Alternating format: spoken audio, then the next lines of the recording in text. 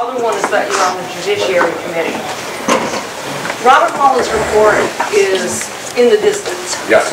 And there's a whole lot of rumor and innuendo and all kinds of stuff flying around, but it's not fact. Yep. And Robert Mueller will come closer to facts Yes. if he's allowed to do his thing.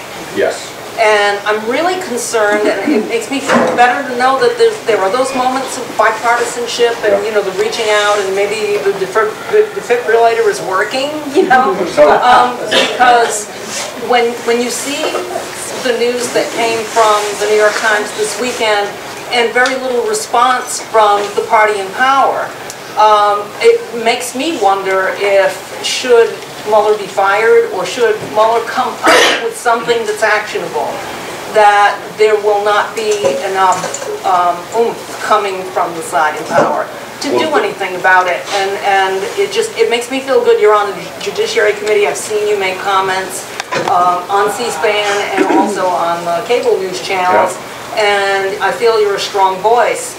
But I'm wondering if you get the sense that if there's anything actionable, if, you know, the Democrats will stand alone.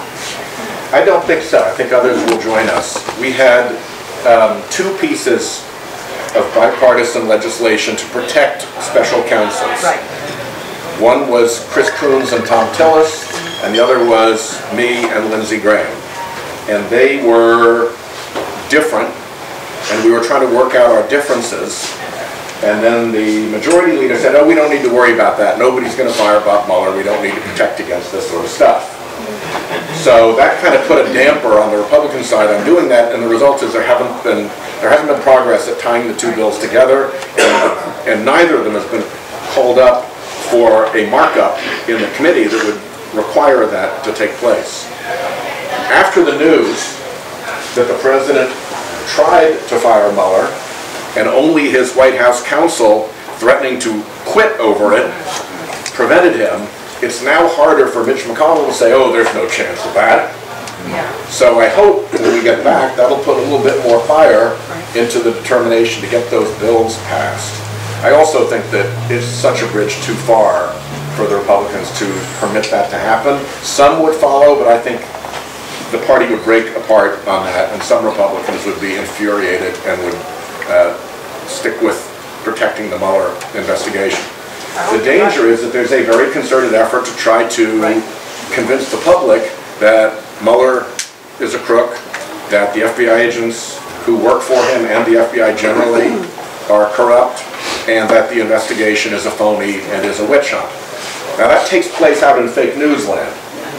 When they actually come to our committee and they have to testify, and you ask them, is this a witch hunt? Every single Trump official says, no. No. Absolutely not. And when you ask them, did the Russians really mess around in our investigation? In our election? Did the Russians really mess around in our election? To a person, they say not only yes, but also they're not stopping. They're going to come at us again in 2018, and we need to be ready.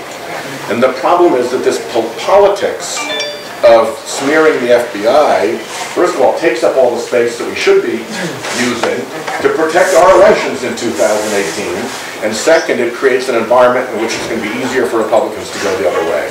Those are the dangers, and that's why we need to keep telling the truth about it.